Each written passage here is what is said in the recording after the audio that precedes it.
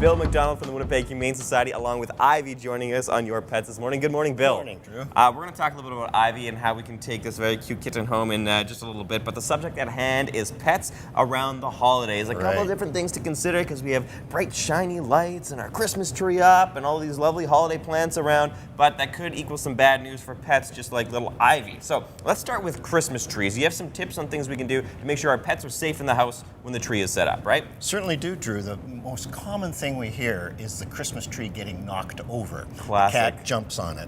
And so there's a couple things you can do. One is, if the tree is close to a couch or a coffee table, make it away from those things where the cat can climb up and then leap onto the tree. Makes sense. And then the best thing that you can do is put the tree in a corner and secure it to the wall so that if the cat does jump on it, the tree's not going to topple over. Because we often hear that 2 o'clock in the morning incident with cats taking the whole tree down. Of course, strategic tree placement. Another thing we should mention too, if we have live trees, is we want to keep our tree nice and hydrated because we don't want it to dry out and become a fire hazard in the house. But we got to be careful with pets and the water that accumulates in there, right? Yes. Particularly with the pine trees, because as we all know, you get pine sol from the resin of the tree, so that eventually ends up in the water that you have at the bottom of the tree. So if a cat's thirsty, they just think that's an extra water dish and will inhale that toxic water, if you will.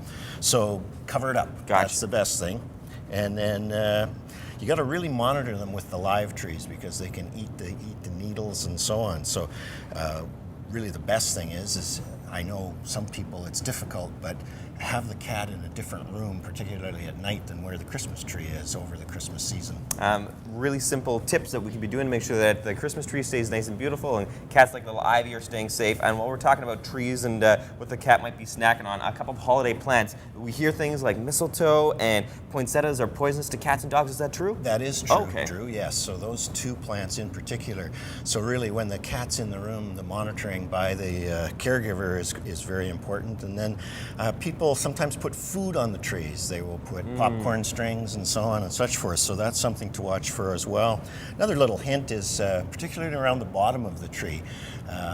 It might not look that great, but keep the ornaments a little higher because the cats naturally want to come up and start banging away at the low-hanging things. All right, and just before we run out of time too, I want to touch on one other part about the decorations and the tinsel and unwrapping the stuff around the house because we want to keep an eye on that with pets around as well, right? Right. Tinsel is one of the really things that we have, you hear in the vet clinics all the time, cats ingesting the tinsel. It's bright and shiny and string-like and so on. And so when that tree is tinseled, it's best to have it up as high as you can. And then with the wrapping and the strings and bows and stuff, clean up right away after you've got the gifts open so that your pets aren't harmed.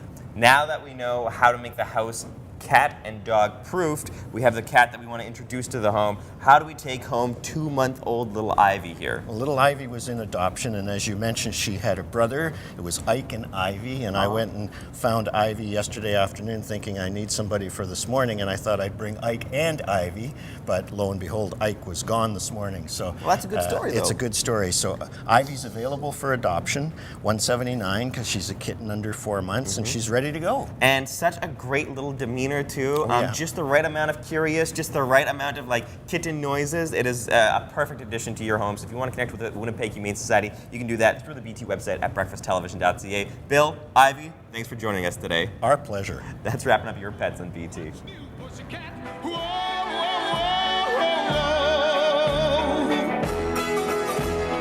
Pussycat, pussycat, I've got flowers and lots of